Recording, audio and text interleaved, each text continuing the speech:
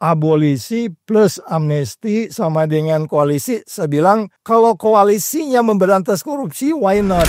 Jangan-jangan timnya Pak Prabowo sendiri dia nggak tahu bahwa Pak Prabowo akan mengambil kebijakan ini gitu. Karena waktu itu kan orang masih takut dengan konstelasi Solo kan.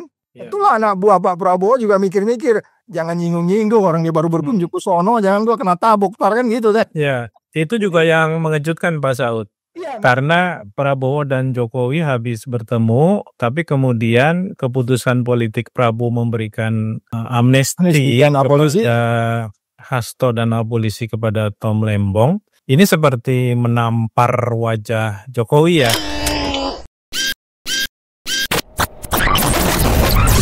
Halo sahabat integritas, jumpa lagi di kanal 1 Visi Utama program Buka Kartu. Thomas Trikarsi Lembong atau Tom Lembong akhirnya mendapatkan abolisi dari Prabowo.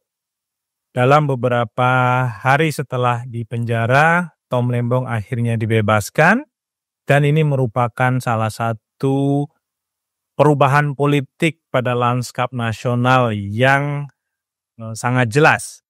Namun demikian, pemberian abolisi oleh Prabowo kepada Tom Lembong juga disayangkan oleh beberapa pihak. Karena semestinya dengan mekanisme hukum melalui pengajuan banding, ada kans bahwa Thomas Lembong akan bebas murni. Mengingat pertimbangan hukum oleh hakim yang memvonis bersalah Thomas Lembong merupakan sesuatu yang sangat mudah dipatahkan oleh pengadilan tingkat banding.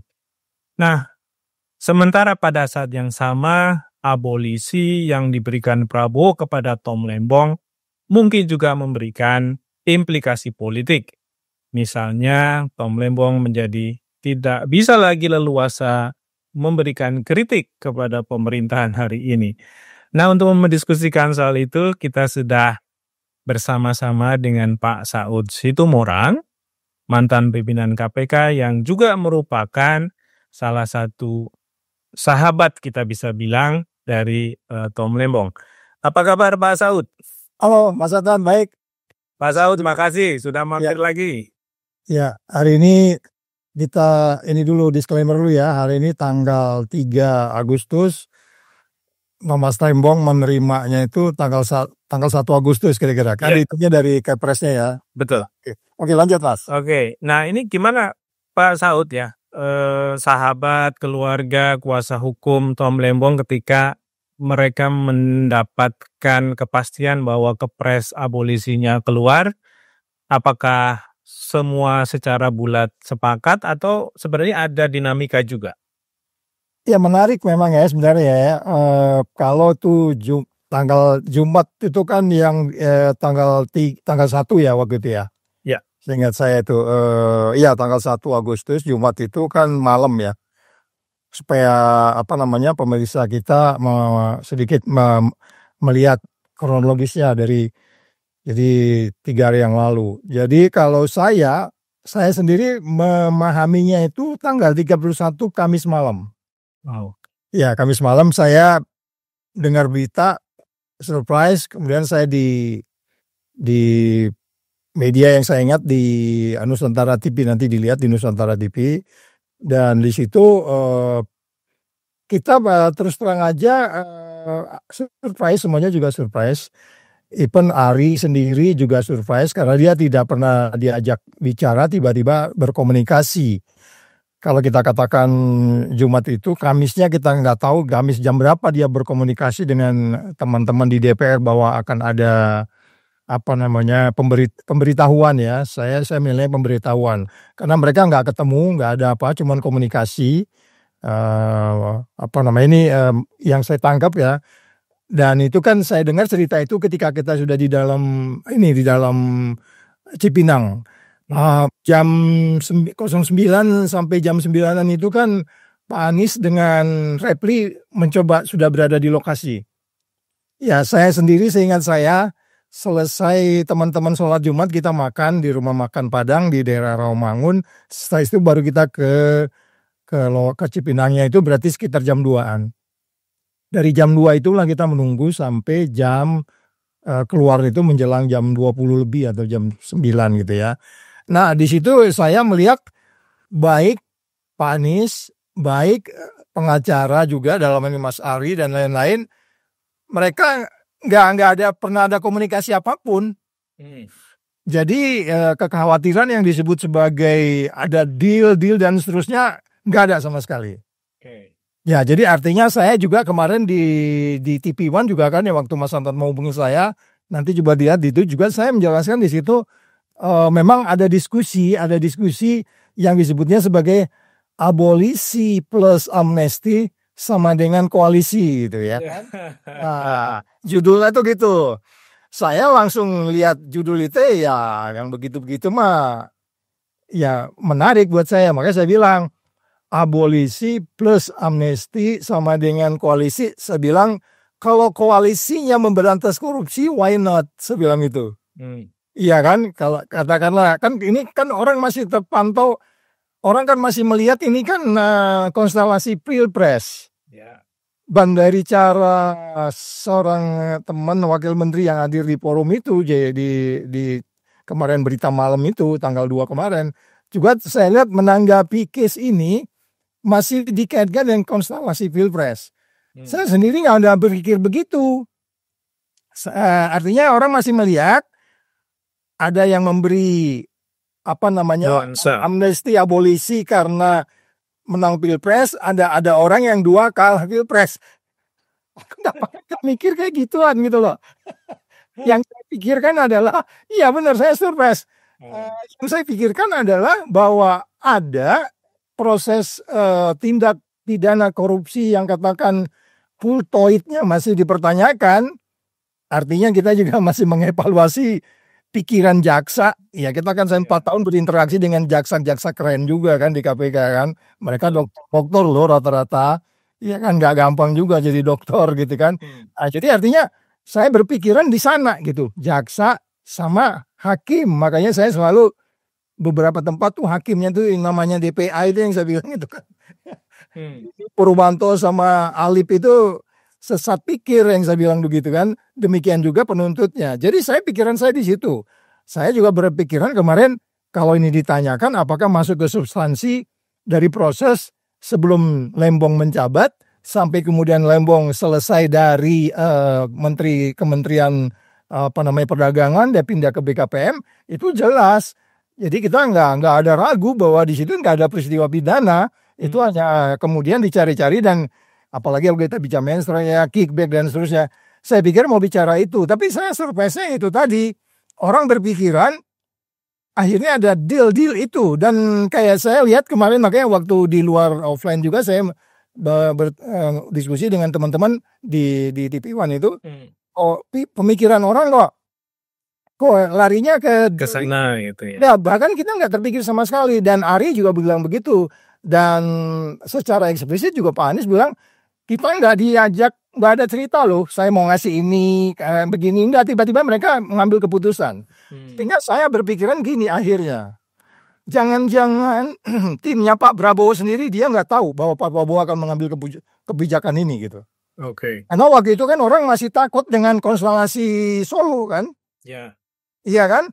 Iya dong. Itulah anak buah Pak Prabowo juga mikir-mikir, jangan nyinggung-nyinggung orang dia baru berkunjung ke sono, jangan gua kena tabuk tar kan gitu deh. Ya, itu juga yang mengejutkan Pak Saud. Karena Prabowo dan Jokowi habis bertemu, tapi kemudian keputusan politik Prabowo memberikan amnesti kepada Hasto dan abolisi kepada Tom Lembong. Ini seperti menampar wajah Jokowi ya, karena kan ini adalah 2 produk hukum dari era Pak Jokowi ya, 2 terpidana ini gitu ya. Iya, itu sebabnya orang kan akhirnya menganalisis ada apa sih sebenarnya gitu. Jadi saya sementara berpikiran mudah-mudahan nanti sejarah akan mencatat, mungkin tidak 2-3 bulan ke depan atau mungkin setelah Prabowo selesai baru dia menjelaskan bahwa kita nanti akan tahu bahwa itu pikiran saya sendiri gitu. Tapi saya lebih cenderung itu pikiran dia sendiri. Sementara ini saya bisa jadi analisis saya salah. Karena gini, mempelajari Prabowo jangan mempelajari dia selesai dia katakanlah kolaborasi dengan dengan katakanlah geng Solo gitu ya. Coba analisis dia beberapa tahun ke belakang yang disebut sebagai 3 kali berjuang itu gitu. Dan dia paham betul ternyata jadi oposisi itu harus survive. Dalam wawancaranya dengan stasiun TV kan dia menjelaskan kehidupan pribadinya juga bahkan kan. Wah susah jadi oposisi itu, nggak berkembang hidup kita.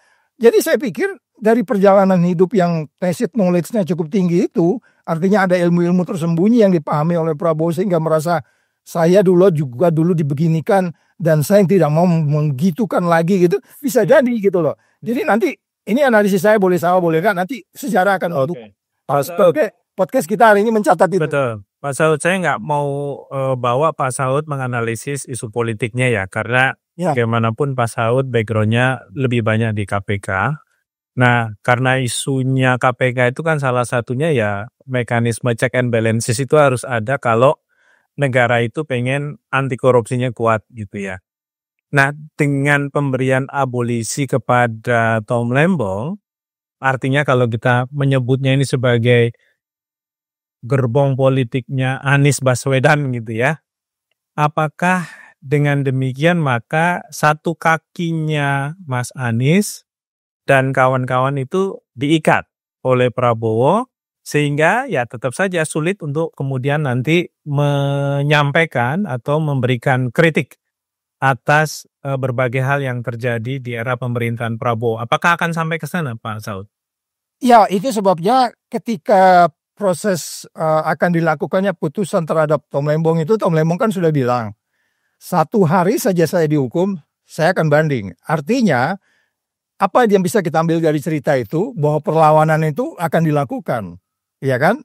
Jadi kalau umpamanya kemudian adanya putusan kemudian abolisi yang sebenarnya seperti Mas Adnan tadi bilang sebaiknya memang kita fight saja, tetapi nggak bisa juga seperti itu semata karena ini kan presiden sudah melihat ada sesuatu yang crowded, kemudian mengambil kebijakan bahkan itu menghapus sama sekali, mengabolis itu, menganggap tuh nggak ada case itu sama sekali. Ya.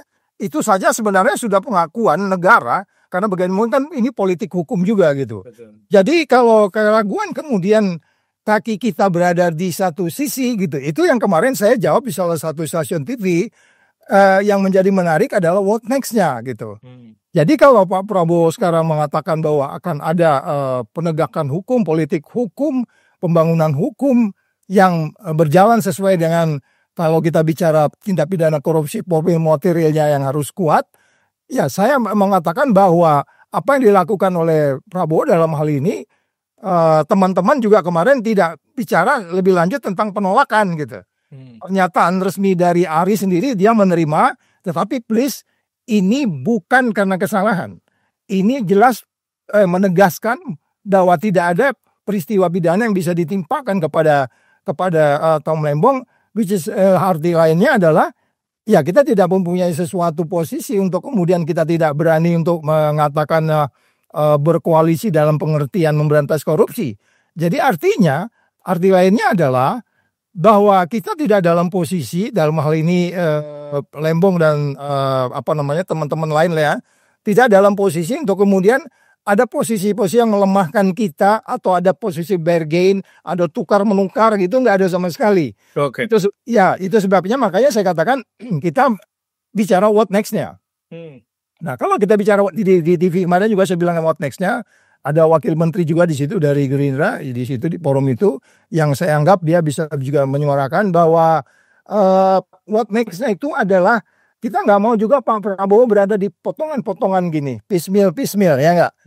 Ya kalau Pak Prabowo di piecemeal reaktif itu nggak akan menyelesaikan pemberantasan korupsi. Saya berulang-ulang mengatakan pemberantasan korupsi itu harus sustain, harus pasti, dan salah satu kepastiannya mengatasi ketidakpastian yang seperti sekarang ini, karena jangan lupa orang yang mempidana Tom Lembong masih berkeliaran di luar sana.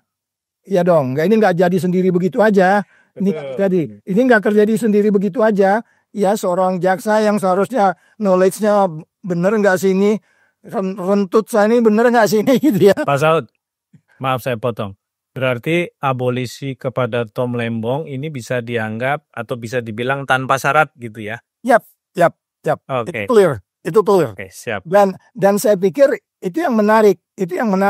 Nanti sejarah akan menunjukkan itu. Kalaupun ada sesuatu yang disembunyikan oleh teman-teman di luar yang saya ketahui, ya due respect, saya maaf. Tapi yang saya ketahui dari cerita kami dari jam habis makan siang sampai kemudian pembebasan itu, kita bercerita, kita merasa sangat plong, dan ada ada posisi yang saya pikir juga Prabowo memahami itu ya. Nggak ada yang umpamanya panggil dulu ini, ketemu dulu ini, atau siapa, nggak ada sama sekali. Jadi agak berbeda dengan foto yang Anda lihat. Yang dapat amnesti ada foto berkeliaran ya. Iya nggak? Iya. Kita nggak usah nyebut. Tapi saya nggak tahu itu di mana, kapan. Ada seseorang bertanya, Pak Saud itu fotonya kapan? Foto di bagian di rombongan pesawat kok nggak ada fotonya. Ya, aku bilang kita clandestine, begitu ya sekali. Sebagai orang BIN ya. Saya bilang kita clue understand man. Pak Saud, terakhir Pak Saud. Ya. Kasus Tom Lembong ini kan berangkat dari politisasi hukum gitu ya. Dan abolisi adalah salah satu bentuk pengakuan langsung dari negara bahwa sebenarnya nggak ada masalah hukum gitu. Ya. Sebenarnya nggak ada pidana gitu, tapi kemudian dipidana orang. Nah ini kan berarti instrumen penegak hukumnya, kejaksaan dalam hal ini yang menangani Tom Lembong, pengadilan yang juga mengadili Tom Lembong, itu kan diperalat dalam tanda petik selama ini dong. Nah lalu sebagai awalan ini dari koalisi anti korupsi atau koalisi pemberantasan korupsi yang katakanlah ini kita maknai dalam konteks pemberian abolisi kepada Tom Lembong, apa yang mestinya dilakukan oleh Prabowo terhadap ya perbuatan atau tindakan hukum yang sudah diambil oleh penegak hukum, dalam hal ini jaksa hakim, yang sebenarnya kalau mereka menggunakan nalar hukum yang sehat, kasus ini nggak akan bisa diproses gitu.